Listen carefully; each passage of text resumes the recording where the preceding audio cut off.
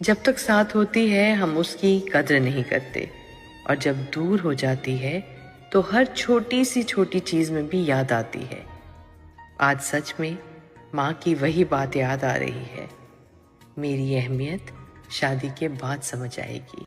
माँ कहती थी, मेरी अहमियत शादी के बाद समझ आएगी, और मैं हंस देती थी हर बार। सोचती थी माँ भी ना बस यूं ही समझाती है, डराती है।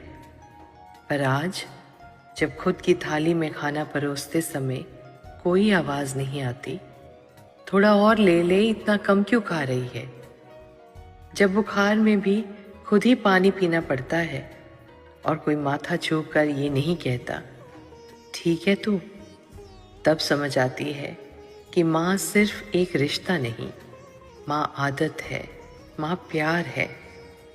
जब तक साथ होती है हम उसकी कद्र नहीं करते, और जब दूर हो जाती है तो हर छोटी सी छोटी चीज़ में भी याद आती है।